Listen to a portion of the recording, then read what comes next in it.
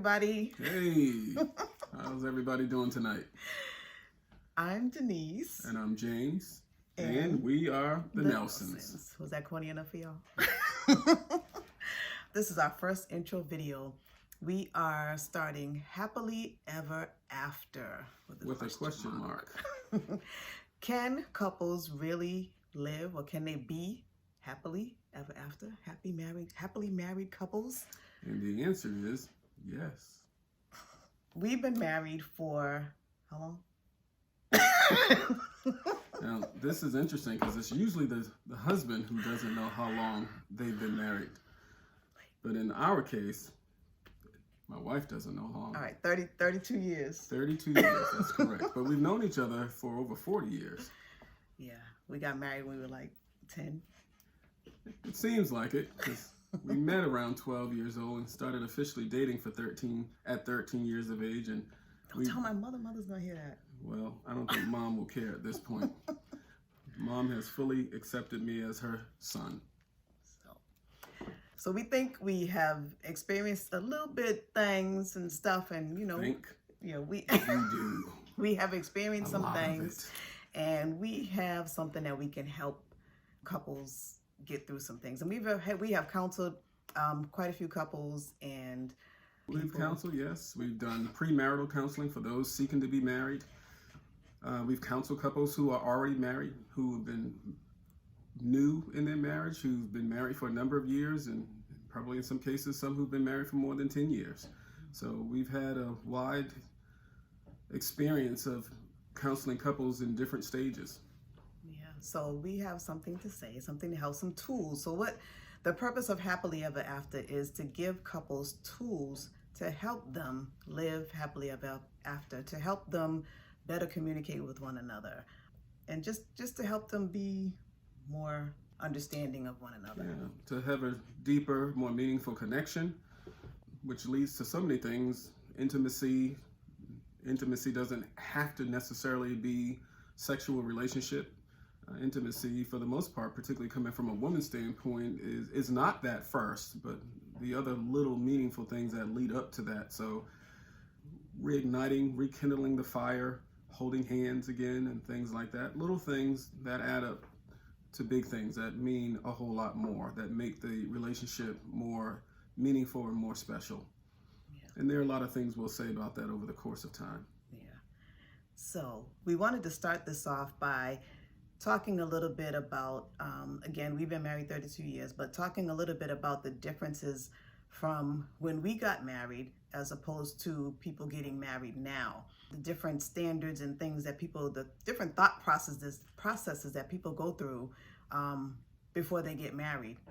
And, the most main thing people talk about is the wedding. Everybody's excited about the wedding. What dress am I going to wear, and the venue, and, the music and all that. So people are more excited about the wedding. And that's kind of always been a standard, so to speak. And that can lead to some issues as well, because people are so focused on the wedding that they're not focused on each other and what each other can bring to the table. Another standard that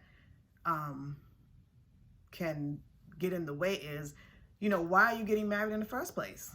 Because I know for me, my goal of getting married was to get out of my house. No offense. No, you take it. Certainly understand. I didn't mind being used. But my goal for marriage was to marry the woman of my dreams, the woman that I knew I loved and was in love with, and start a family and spend the rest of my life with. The proverbial grow old together. So, and I've been blessed, though we've been through many things which were necessary. I've been blessed to have that over these 32 years. Yes, I'm great. No, but that made it easy to get married, because he's so sweet. He's a good guy. She's fibbing. No, he really is a good guy, good man. So. Again, she's fibbing. But yeah, that was, one of my goals. I grew up in a strict household, so I was ready to get out. And, back then it wasn't so much of getting out on your own. Although, yeah, you could have. But he told me that he was going to marry me back in high school. Yeah. And I was Actually, like, before then, we were 13 years old, and I looked her in her pretty deep brown eyes, and I said, I'm going to marry you one day. And she said, no. she said, I don't think so, buddy. You got the wrong girl.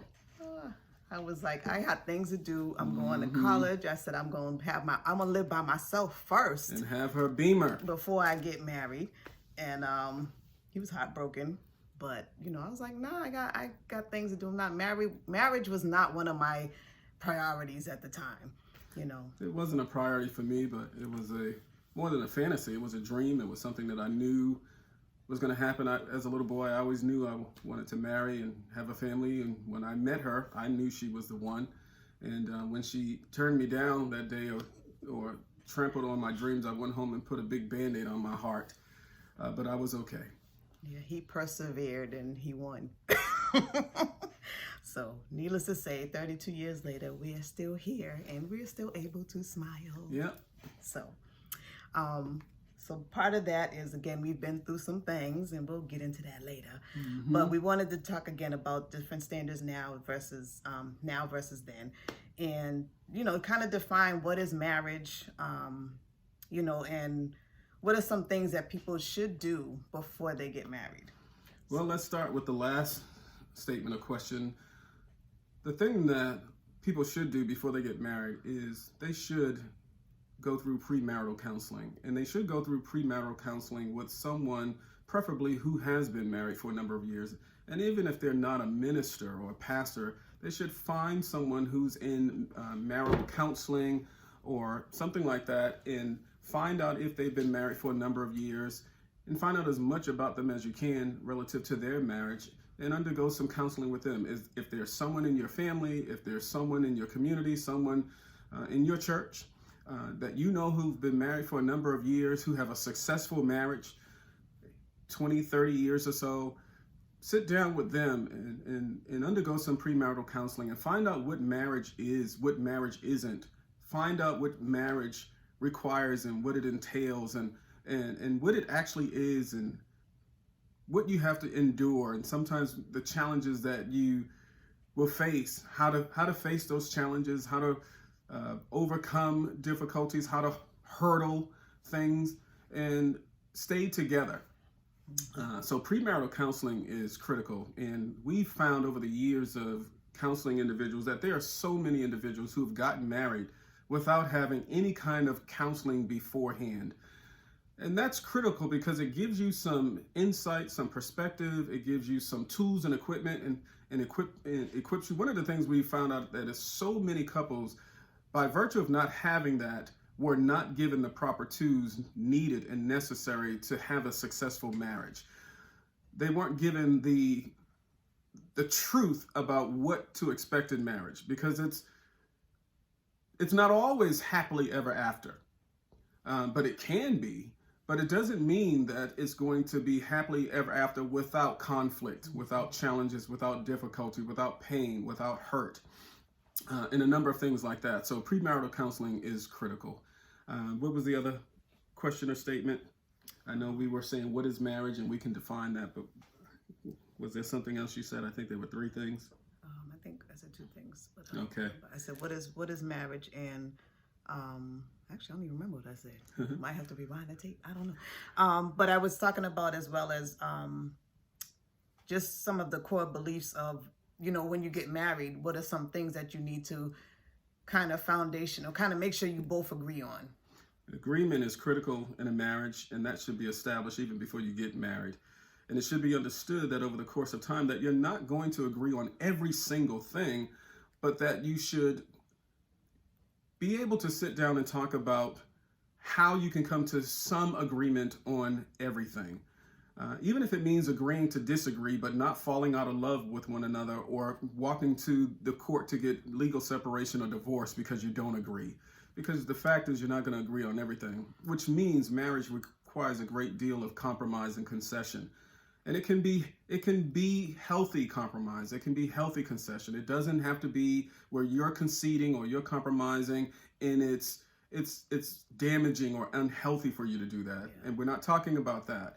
And the key to it all is sitting down and having some really meaningful, directed conversation about these kinds of things and trying to understand what the implications would be going forward. So, but one of the things that, if you don't know, and if you want to get married, it's important to understand that marriage really is give and take.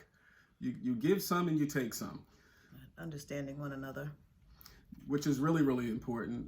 Oftentimes, we enter into marriage and we really don't understand each other, which means we really haven't had those long, deep conversations where we've asked those personal questions and really gotten to know the personality and what our spouses or spouse-to-be is really like and really all about. And so those kind of conversations are really, really important to have.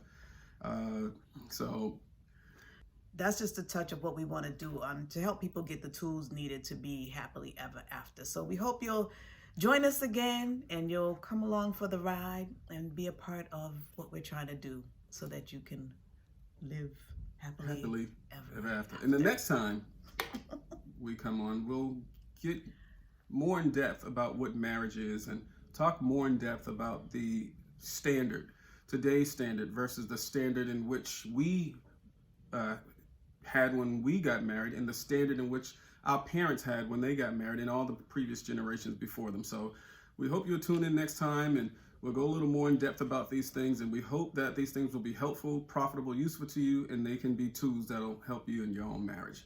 Until then, bye. Bye-bye.